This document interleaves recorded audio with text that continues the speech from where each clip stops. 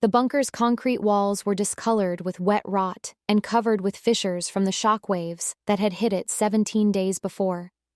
City-killing hydrogen monster bombs converted the globe above into a radioactive inferno on March 6, 2025. The sky through the breaches was a nightmare of boiling scarlet and orange, and a thick gray veil of fallout with an odd phosphorescent light. Cesium-137 and strontium-90, which burned lungs and rotted bones, were now in the air. Me, Sarah, Mark, Elena, Tom, and tiny Jake were buried under 12 feet of soil and steel with a failing generator, a crate of canned food, and water that tasted like rust and iodine pills. The Geiger counter's constant clicking was our lullaby for the first several days, a reminder of the unseen death we'd averted. However, we discovered no escape. Something worse. Something the bombs created. We were initially affected by subtle but deadly nuclear impacts. On day 3, my gums bled as I brushed, staining the sink crimson. Elena's hair fell out in clumps, leaving raw, weeping scalp patch, while Jake's fingernails darkened and peeled, revealing painful, gushing skin. Mark termed it radiation illness, even though the counter's readings were barely over 0.1 sieverts, not enough to kill us. He speculated, stray gamma rays, as he pasted lead sheets over the cracks. But then, the scratching began. High above, a slow, grating drag over the pavement like claws through ash. Tom claimed it was the wind, a wailing banshee bringing debris, yet the air down here was stagnant, heavy with perspiration, vomit, and a stinging metallic taste on our tongues. On day 7, the scratches became rhythmic, like something was cutting its way toward us. The generator flickered, its buzz dying out for seconds, and moist, gurgling whispering began, like voices from radioactive mud. They slithered through the vents, which now emitted a weak greenish mist that burned our eyes and mouth. Mark's meter spiked, 0.3 sieverts, then became quiet, as if the radiation was breathing and mocking us. "It's not just fallout," he muttered, shaking. "Change is happening." Nuclear inferno above left its first apparent scar on day 12. Elena shouted at the hatch wall while replenishing the purifier, her fingers bloated and purple from edema. Burnt blood and sulfur reeked from the concrete's black sheen, which pulsed weakly. It flowed like liquid obsidian and corroded the steel instantaneously where it touched the floor, pitting and peeling. Jake, little and feverish, touched it with a burned hand. He screamed, pulling back fingers that blazed and bubbled, dissolving flesh into a sticky, black liquid that dripped and hissed. The wall pulsed deeply, shaking the bunker, and the Geiger counter screamed. 1.2 sieverts every heartbeat before falling to nothing. Red sky blazed brighter outside, creating jagged shadows through the porthole that didn't match anything human. By day 15, whispering became words. Open, open, open. A guttural clamor from fallout-burned throats reverberating from walls, floors, and pipes that now bled black rot.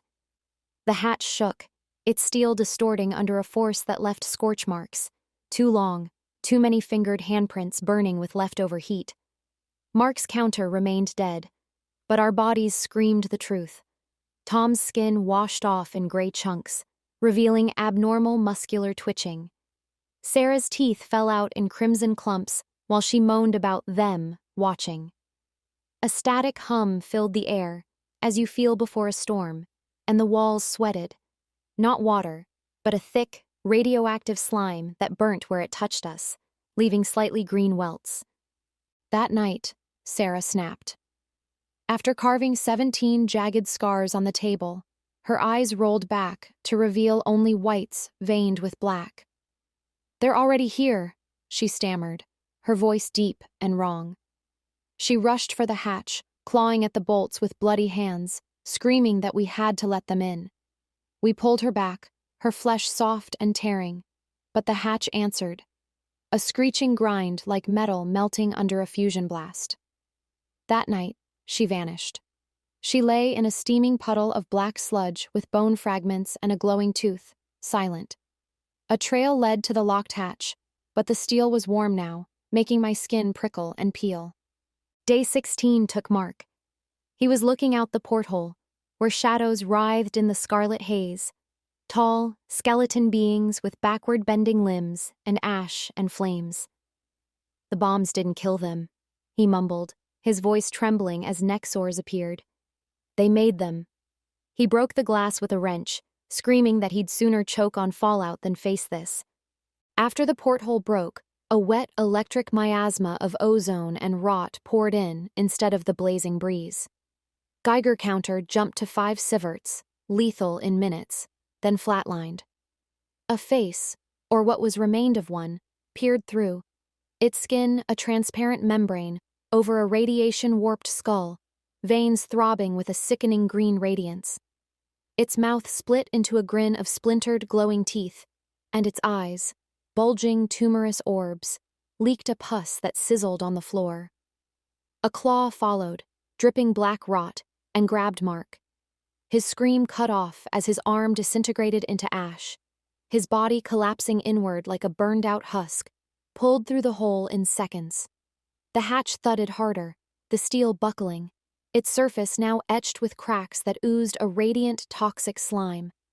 It's day 17, and I'm all that's left.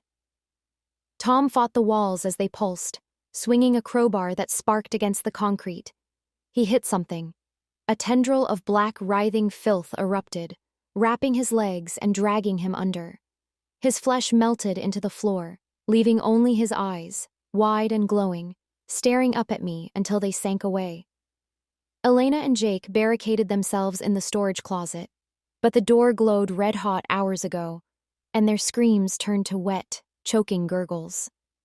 The generator's dead, the darkness alive with a low ionizing hum that vibrates in my teeth. The walls are flesh now, warm, slick, rippling with half-formed shapes, hands with too many fingers, faces with mouths that stretch and snap silently, all glowing with the faint blue of Cherenkov radiation. My body's failing, my hair's gone, my skin peels in sheets, and my blood feels thick, tingling with something alive.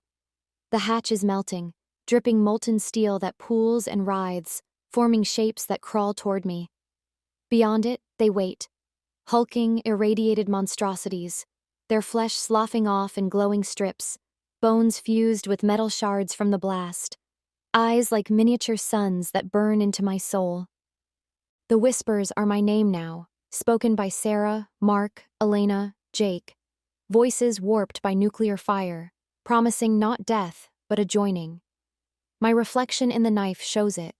My eyes glow green, my veins pulse black, my skin splits to reveal something beneath, something new. The air crackles with static, and I feel the radiation inside me, rewriting me. The hatch yawns wide, and they reach, claws dripping fallout, bodies trailing ash and light. I don't know if I'm running or reaching back.